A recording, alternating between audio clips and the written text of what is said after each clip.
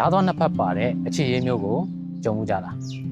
ကျွန်တော်ဥပမာလေးတစ်ခုနဲ့ပြောပြမယ်ကျွန်တော်တို့တွေနော် relationship တစ်ခုသို့မဟုတ်အိမ်အောင်တစ်ခုတည်ဆောက်တဲ့အချိန်မှာမိန်းကလေးပဲဖြစ်ဖြစ်ယောက်ျားလေးပဲဖြစ်ဖြစ်ချစ်လို့မဟုတ်ဘဲနဲ့ကိုယ့်ရဲ့အုံနောက်နဲ့ရွေးချယ်ပြီးတော့လက်ထပ်လိုက်ကြတဲ့အခြေအမျိုးတွေလက်ထပ်လိုက်ကြတဲ့အိမ်အောင်ရှင်တွေအဲ့လိုအိမ်အောင်ရှင်တွေဘဝတွေမှာဓာတ်သွားနှစ်ဖက်ကိုကင်ထားတဲ့အခြေအနေမျိုးတွေဖြစ်တတ်ပါတယ်ဆိုတော့ကိုကတော့အဆင်ပြေလို့အုံနောက်နဲ့ရွေးချယ်လိုက်တယ်အဲ့တော့တစ်ဖက်ကပေါ့နော်တခြားတစ်ဖက်ကကြတော့သူ့ကိုချစ်တယ်မျက်နှိုးတယ်ဆိုပြီးတော့လက်ထပ်လိုက်ကြတယ်အဆင်ပြေနေတော့အဆင်ပြေတာပေါ့ဘလို့အချိန်မှအဆင်မပြေဘူးလဲဆိုလို့ရှိရင်ကိုကနော်တခုခုပေါ့နော်ကို့အတွက်ငွေကြေးတော်လည်းကောင်းတခြားစိတ်ချမ်းသာမှုတော်လည်းကောင်းတခုခုကို့ပေးနိုင်လို့ကိုအဲ့ဒီအထင်နဲ့လက်ထပ်လိုက်ခဲ့ပေမဲ့မမျော်လင့်တဲ့အချိန်နော်ပြောရလို့ရှိရင်မျော်လင့်မထားတဲ့အရာမျိုးပေါ့နော်ဘာလဲဆိုနောက်ထပ်တတိယပါတီတယောက်ကိုကဖောင်းရင်လည်းဖြစ်သွားတဲ့အခါမျိုးပေါ့အဲ့လိုမျိုးဖြစ်အောင်လေအခြေအနေတွေကအများကြီးပေးနေတဲ့အခါမျိုးတွေ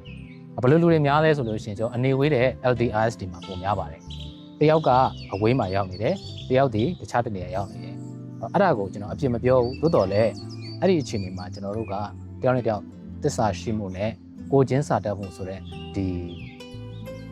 ီထိန်းချောင်းမှုလေးနဲ့မှကျွန်တော်တို့ရှစ်ဆက်သွားတာဖြစ်ပါတယ်သို့တော်တစ်ဖက်ကလည်းကိုကအစင်ပေလေလို့လက်ထပ်ခဲ့တာပေါ့နော်သို့တော်မချစ်ဘူးပေါ့မချစ်တဲ့အခါကျတော့ကိုချစ်တဲ့သူကိုကြုံတဲ့အခါကိုမျက်နှိုးတဲ့သူကိုကြုံတဲ့အခါတစ်ဖက်တကယ်လက်တွေ့မှာလက်ထပ်ထားတဲ့အိမ်တော်ဘက်ကိုချင်းမစာတတ်တော့ဘူးကိုချင်းမစာတတ်တော့ဘာဖြစ်လဲတစ်ဖက်ကိုရွေးချယ်လိုက်တယ်ရွေးချယ်တယ်ဆိုတာကလိုက်သွားတာကိုပြောတာမဟုတ်သေးဘူးเนาะသူနဲ့ fall in love ဖြစ်နေတဲ့အနေအထားမှာ circumstance တစ်ခုလေးကိုတိဆောက်ပြီးတော့နေလိုက်ကြတယ်သို့တော်လည်းကျွန်တော်တို့ရဲ့လူကျင့်ဝတ်လောကကျင့်ဝတ်တွေအဒါဒီတရားဝင်ဖောက်ပြန်ခြင်းပဲဖြစ်ပါတယ်ဆိုတော့ဘယ်လိုလုပ်ရမလဲပေါ့နော်တစ်ဖက်ကအိမ်အောင်ရှင်တစ်ဖက်ကကိုချစ်တဲ့သူအဲ့လိုအချိန်တွေမှာကိုဒီဖောက်ပြန်ခြင်းဘက်ကိုရွေးချယ်မိလိုက်တယ်ဒါကလည်းကိုချစ်လို့လေချစ်သွားမိလို့ဆိုတော့ခေါင်းစဉ်အောက်မှာရွေးချယ်လိုက်တဲ့သူ့ရဲ့နော်ဆုံးဖြတ်လိုက်တဲ့အရာတစ်ခုပဲဖြစ်ပါတယ်သို့တော့အုံနောက်ထဲမှာတိတယ်ဒါဒီနော်ဖောက်ပြန်ခြင်းတရားဝင်ကြီးကိုဒါဝင်းကြီးဖောက်ပြန်တဲ့အရာပေါ့နော်ကိုယ်စိတ်ထဲမှာတိနေတယ်တစ်ဖက်ရဲ့အိမ်တော်ရှင်ကိုမပြောပြပေမဲ့လည်းကိုယ်ထဲမှာတိတယ်အဲ့တော့အဲ့လိုအိမ်တော်ကြီးရှိပါတယ်အဲ့ဒီခါကျတော့ကျွန်တော်လာဆွေးတဲ့သူကတော့အဲ့လိုအခြေအနေမျိုးဆိုဘယ်လိုလုပ်ရမလဲပေါ့နော်ဘယ်လိုပြင်ဆင်ရမလဲအဲ့တော့ကျွန်တော်ကတော့ဆုံးမတဲ့သဘောလေးနဲ့ပဲပြောလိုက်တယ်ပေါ့နော်လူဆိုတာကမတိဘဲနဲ့လုပ်တဲ့အရာဒီဒါက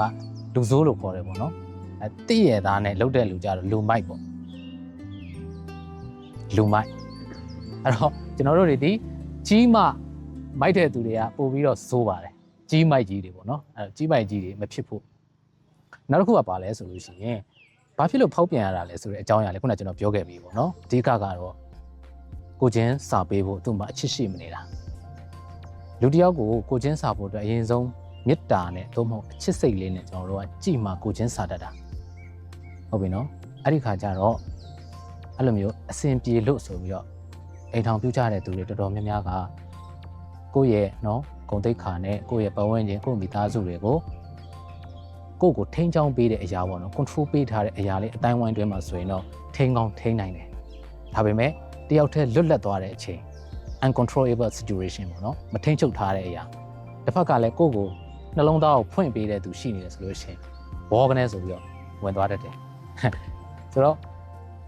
့မကောင်းဘူးပေါ့နော်ဒါဒီလုံးတင်သိပါတယ်နော်ကျွန်မလုံးမိတယ်ဒီလိုလည်းမလုပ်အောင်နောက်ဆင်ခြင်ပါမယ် good အဲ့ဆိုရင်ကောင်းပါတယ်ဒါပေမဲ့တဲ့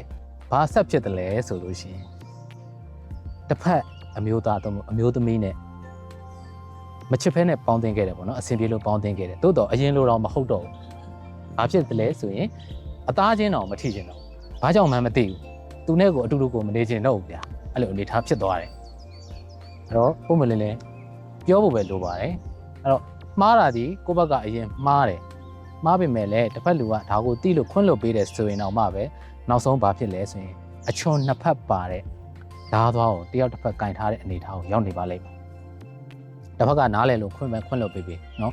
ဒီဘက်ကလည်းကိုကအချစ်တစ်ခုတွေ့တယ်သို့မဟုတ်သူနဲ့မနေချင်တော့တဲ့စိတ်ကြောင့်သူနားမှာမနေချင်တော့အဲ့ဒီအခြေအနေမျိုးဒီ ပွင့်လင်းဖို့လိုပါတယ်ပွင့်လင်းပြီးတော့မှဒီလိုမျိုးဆက်ပြီးတော့ကင်ဆုပ်ထားမယ်ဆိုလို့ရှိရင်ရှေ့တိုးရင်လည်းခြုံနဲ့ထိုးခံရမယ်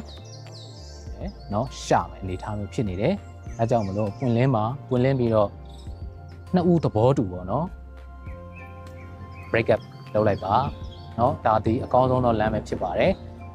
ဆိုတော့တစ်ဖက်ကတော့ချစ်နေပြီလေခွင့်လွတ်ပေးတယ်သူ့ဘက်ကတော့ပြောလိမ့်မယ်ငါဒီလောက်ချစ်ပေးတာဒီလောက်မင်းဒီလောက်ဖောက်ပြန်တာတော့ငါခွင့်လွတ်ပေးတာဘာလို့မင်းဆက်ပြီးတော့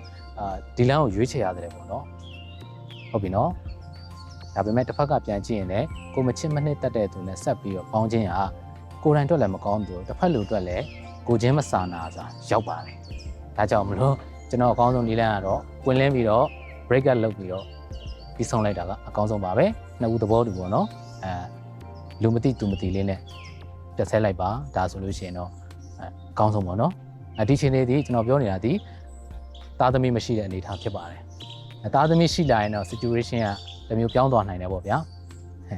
ဆိုတော့အခုဒီဟာကိုကြည့်နေတဲ့မိတ်ဆွေတို့အနေနဲ့ဒီလိုအခြေမျိုးတွေကြုံနေတယ်ဆိုလို့ရှိရင်ဒါတွေကကြုံလာမှသိပေါ့နော်မကြုံခင်ကတော့အဆင်ပြေမှာပါဆိုပြီးတော့ပဲရပါတယ်ကွာဆိုတဲ့အနေအထားလေးနဲ့လောက်ကြတာဖြစ်ပါတယ်အဲ့တော့ရပါတယ်ကွာဆိုတဲ့စကားလုံးလေးဒီဘယ်လိုနေရာပဲဖြစ်ဖြစ်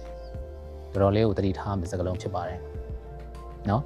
ရပါတယ်ကွာဆိုတဲ့အနေအထားနဲ့မလုပ်ပါနဲ့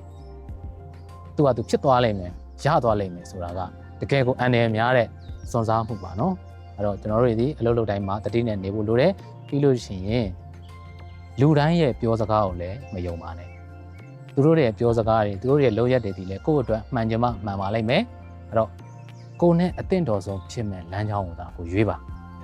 နော်ပြီးတော့ခုနအိမ်တော်ရေးမှာဆိုရင်သူတို့တွေဒီအသက်30ဝန်းကျင်လောက်ပဲရှိကြတယ်ဗျာအဲ့တော့ break up လုပ်လိုက်တယ်ဗျာလုပ်ပြီးတော့ကိုလန်းကိုရှောက်မယ်ဆိုရင်တော့မှရှစ်ဆက်ပြီးတော့အများကြီးတိုးတက်မဲ့အနေထားတွေနောက်ထပ်အိမ်တော်ဘက်တွေလည်းရှားလို့ရသေးတယ်ဗျာအဲ့တော့အချိန်တွေမလွန်ခင်ပေါ့နော်စောစောစစ်စစ်နဲ့ပုံမှန်လင်းလင်းနဲ့ရက်စဲလိုက်ခြင်းဒါအကောင်းဆုံးပဲဟုတ်ပြီနော်အဲ့ဒါလေးကိုကျွန်တော်လာပြောခြင်းဖြစ်ပါတယ်ဆိုတော့အိမ်တော်ရေးအခြေရေးဆွေးနွေးခြင်းနဲ့ဆိုရင်ကျွန်တော်စီမှာဒါဆွေးနွေးလို့ရပါတယ်